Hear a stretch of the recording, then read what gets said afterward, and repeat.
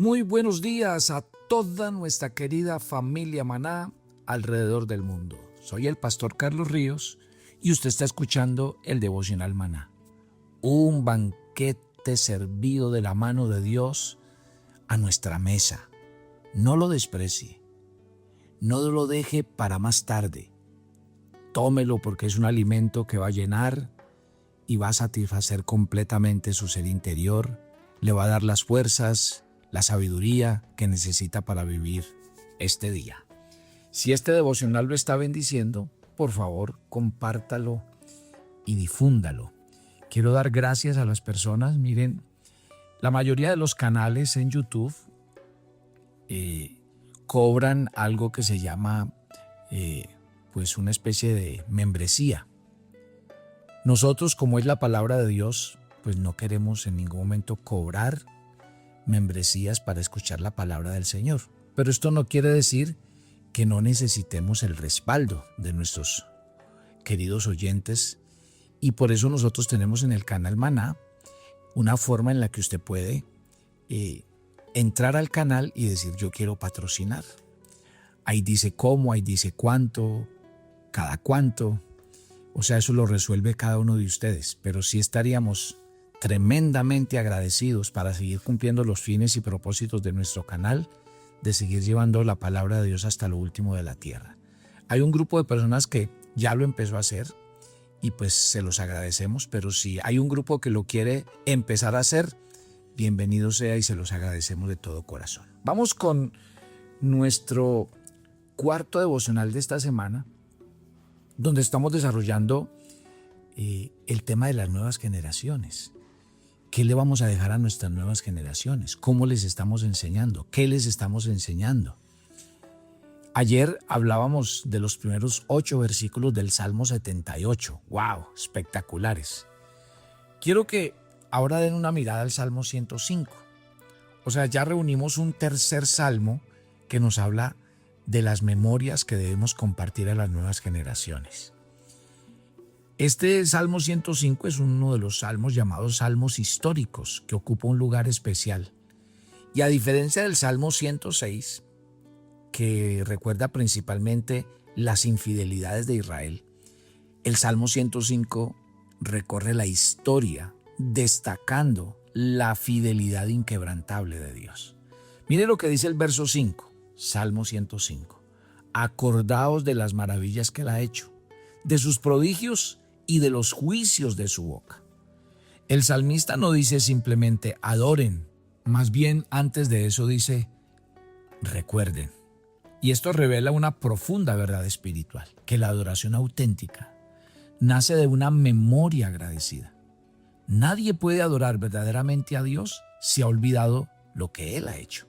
O sea que la gratitud necesita memoria y solo recuerda quien valora. Solo adora quien recuerda. Por eso el Salmo 105 no presenta una lista de doctrinas abstractas. Cuenta una historia. Habla de Abraham, que fue llamado por Dios, de Isaac, de Jacob, de José vendido por sus hermanos, del descenso a Egipto, de las plagas, del éxodo, del desierto, de la entrada a Canaán. O sea, cada acontecimiento confirma una misma realidad. Dios nunca abandonó a su pueblo y a su pacto. Otra historia fascinante es la vida de José. Si existe un personaje que compartió el valor de la memoria, fue José. Mire que después de décadas viviendo en Egipto, convertido en el segundo hombre más poderoso del imperio, él podría haber pedido una tumba majestuosa junto a los faraones. Sin embargo, hizo una petición en Génesis 50, del 24 al 25. Yo voy a morir, mas Dios ciertamente os visitará y os hará subir de esta tierra, y haréis llevar de aquí mis huesos. ¡Wow! ¿Por qué darle tanta importancia a los huesos? ¿Saben por qué? Porque José entendía que la promesa de Dios era más importante que la comodidad presente. Su cuerpo debía esperar en Egipto hasta el día en que Dios cumpliera lo prometido a Abraham. O sea que cada generación que contemplara aquel ataúd recordaría una verdad. Todavía falta una promesa por cumplirse. Pasaron aproximadamente 400 años. Muchos imperios, faraones, Israel fue esclavizado. Muchos pudieron pensar que José se había equivocado. Sin embargo, cuando finalmente llegó la noche del Éxodo, Moisés hizo algo aparentemente extraño. En Éxodo 13:19, tomó también consigo Moisés los huesos de José. Tremendo. Mire, en medio de aquella prisa de abandonar Egipto, las plagas, todo lo que había pasado en aquel tiempo, Moisés tuvo tiempo para recoger un ataúd. ¿Por qué? Porque la memoria de la promesa debía salir junto con su pueblo. Los huesos, ¿sabe qué predicaban los huesos de José? Decían a cada generación que Dios siempre cumple lo que promete, aunque tarde siglos en hacerlo. Así que piense el día de hoy. Yo les hice una pregunta ayer, cuando Josué levantó las piedras, mire esto de los huesos. Uno podría decir, bueno, en términos reales, ¿cuáles son los monumentos que podría levantar la iglesia? Las columnas que levanta la iglesia. Bueno, yo creo que el Señor nos dejó varios recordatorios muy importantes, por eso vamos a ir al Nuevo Testamento. Ustedes se acuerdan de la cena del Señor en Lucas 22:19. Cuando Jesús tomó el pan y la copa la noche antes de su crucifixión, pudo haber dicho simplemente, coman y beban, pero no. Él añadió unas palabras profundamente relacionadas con todo lo que estamos estudiando esta semana. Haced esto en memoria de mí. El cristianismo también tiene una fe de memoria. No porque Cristo esté muerto o permanezca muerto, sino porque recordar su sacrificio mantiene viva nuestra identidad. Cada vez que la iglesia participa de la cena del Señor, ¿sabe qué está haciendo? Está proclamando nuevamente la historia central de la redención. Que el Hijo de Dios entregó su cuerpo, derramó su sangre para reconciliar a los pecadores con el Padre, y la mesa del Señor se convierte en un gran monumento de la nueva alianza. Pero existen también otros monumentos que sin ser sacramentos cumplen una función semejante. Una Biblia heredada de unos padres piadosos con sus páginas gastadas y llenas de anotaciones. Un diario donde alguien registró las respuestas de Dios a sus oraciones. Un himno que acompaña a una familia durante generaciones. Una fecha marcada por una intervención evidente del Señor. Todos esos aspectos, ¿qué son? Son elementos que tienen valor. ¿Saben por qué? Porque radican en preservar la memoria de la fidelidad de Dios. Así es. Solo que yo quiero llamar hoy la atención de todos ustedes con respecto a todo lo que hablamos en la semana. Porque mire que hablamos de aquellos que dejaron cosas, que insistieron sobre sus generaciones, que les hablaron, que no dejaron por ninguna razón que sus hijos y los hijos de sus hijos olvidaran a Dios, olvidaran el pacto, olvidaran que ellos eran el pueblo escogido, que Dios tenía promesas con ellas. Pero cuando usted lee Jueces en el capítulo 2, cuando usted lee parte del Salmo 78 y el Salmo 106, miren, hay pocas afirmaciones en toda la Escritura tan estremecedoras como la que encontramos al comienzo del libro de los Jueces. Después de la muerte de Josué, el escritor resume el estado espiritual de Israel con una frase que parece muy sencilla, pero que contiene una de las mayores tragedias de la historia del pueblo de Dios. Jueces 2:10 dice, y toda aquella generación también fue reunida con sus padres, y se levantó después de ellos otra generación que no conocía a Dios, ni la obra que él había hecho por Israel. ¡Guau! Y este versículo no describe simplemente un cambio de época, describe el fracaso de una generación en la tarea más importante que Dios les había confiado, transmitir el conocimiento de su persona, de sus obras. Lo verdaderamente doloroso es que este olvido no ocurrió siglos después del Éxodo. Apenas habían pasado unas décadas desde la muerte de Josué y muchos de los ancianos que cruzaron el Jordán todavía habrían recordado todo lo que pasó y se lo hubieran podido enseñar a sus hijos. Las piedras tal vez seguían en Gilgal. La historia del Mar Rojo todavía existía. El tabernáculo continuaba en medio del pueblo. Sin embargo, algo esencial se había perdido. ¿Cómo pudo una nación olvidar tan rápidamente los actos más extraordinarios de Dios? La respuesta atraviesa toda la Biblia. ¿Y sabe qué? A ustedes que están oyendo el devocional Maná hoy, constituye una advertencia permanente para nosotros. Las obras de Dios nunca pasan automáticamente de una generación a la siguiente. Deben ser enseñadas, celebradas, contadas y vividas. ¿Sabían usted que la fe no se hereda? Dios no tiene nietos. ¿Cómo se transmite la fe sino mediante el discipulado? Y nuestros primeros discípulos deben ser los de nuestra propia casa. ¿Qué significa una generación que no conocía al Señor? Cuando uno lee Jueces 2:10, podríamos pensar que aquella generación nunca había escuchado hablar de Dios. Pero esa interpretación sería imposible. Ellos vivían en Israel, conocían el nombre de Jehová, habían visto el tabernáculo, celebraban algunas fiestas religiosas. Sabían que había sido Moisés, quién había sido Josué. Entonces, ¿por qué dice que no conocían al Señor? En el pensamiento hebreo, conocer nunca significó únicamente poseer información. La palabra yada expresa un conocimiento relacional, experimental e íntimo. O sea que ese es el mismo verbo que se utiliza en la Biblia cuando dice que Adán conoció a Eva. O cuando Dios declara, solo a vosotros he conocido en todas las familias de la tierra. O sea, no habla de un conocimiento intelectual, sino de una relación viva. Aquella generación sabía de datos acerca de Dios, pero no conocía al Dios del que hablaban los datos. Habían heredado una religión, pero no una experiencia.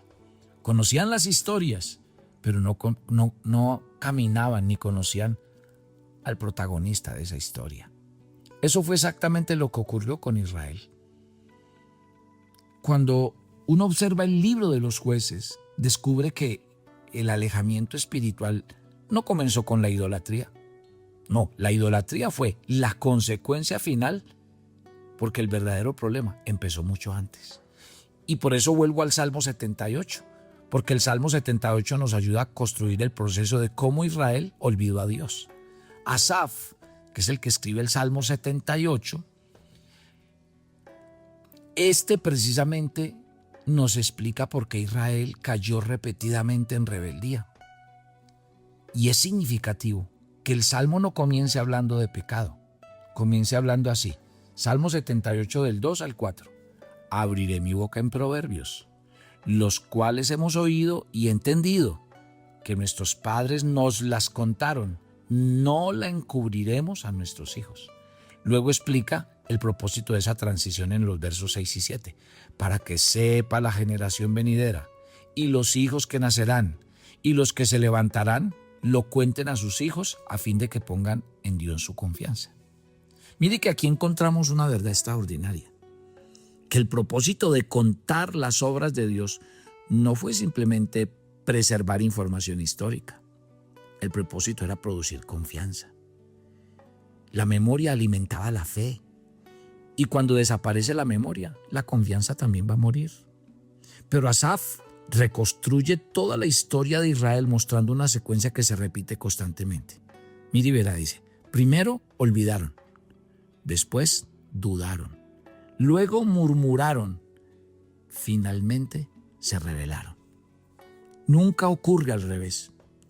La rebelión nace de una memoria debilitada. El pueblo que olvida el Mar Rojo termina fabricando becerros de oro. El pueblo que deja de recordar el maná termina creyendo que Egipto era mejor. El pueblo que deja de contar las obras de Dios comienza a buscar seguridad en otros dioses. Y por eso llegamos al Salmo 106. Miren, allí nos habla la historia de una memoria enferma.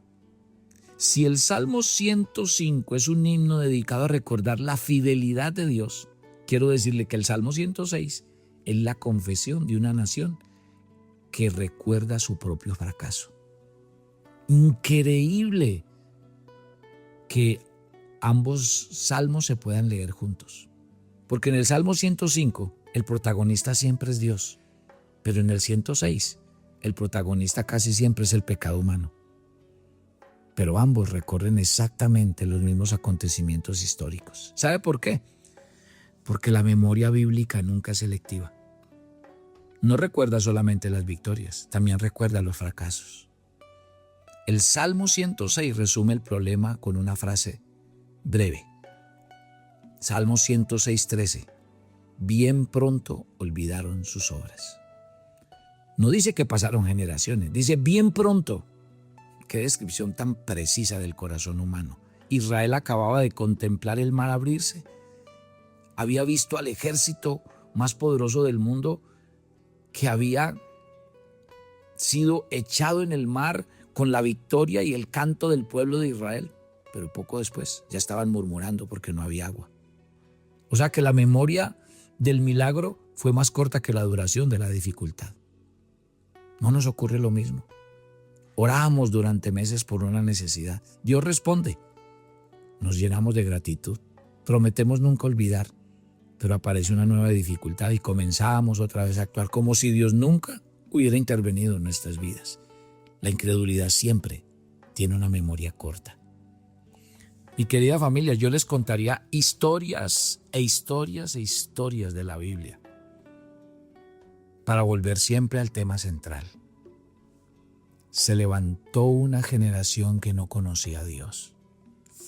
¿No será que esa generación es la generación de nuestros hijos?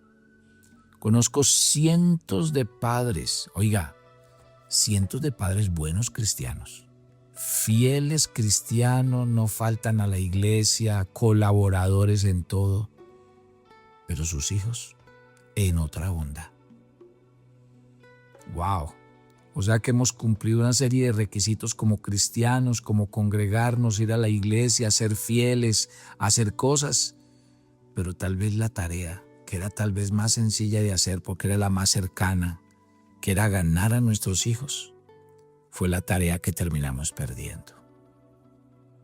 Mi querida familia, quiero dejar esta reflexión en el corazón de ustedes. ¿Qué está pasando por sus vidas con respecto a sus hijos?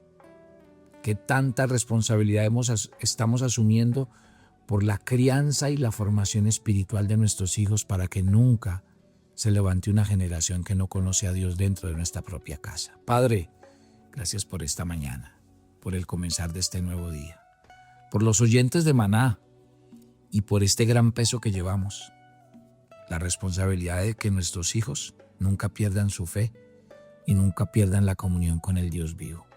No nos dejes perder este examen tan importante, Señor.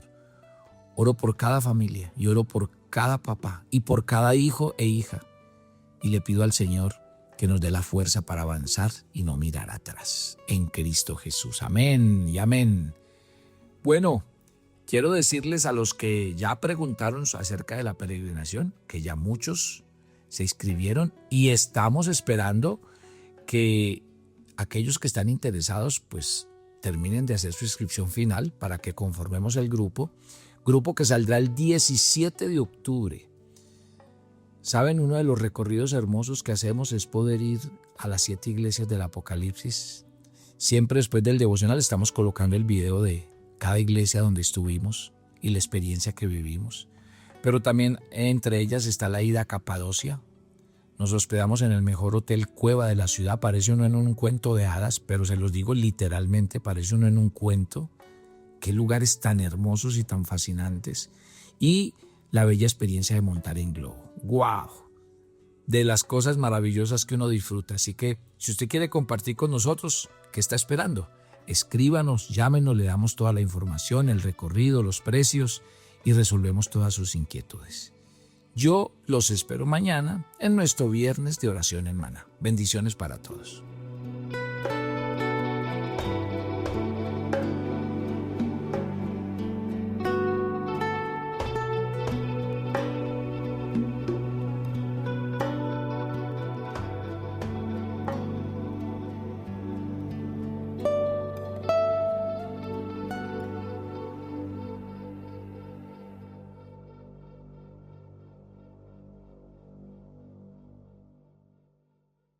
Hola a todos, Dios les bendiga. Hoy estamos desde Sardis, una iglesia que tenía fama por estar viva, pero el Señor le dice que estaba muerta. Hoy, desde esta ciudad de Sardis, una ciudad rica, poderosa y confiada en sí misma, una ciudad que se creía inexpugnable, pero cayó 2 veces por descuido, por confiar en ella misma.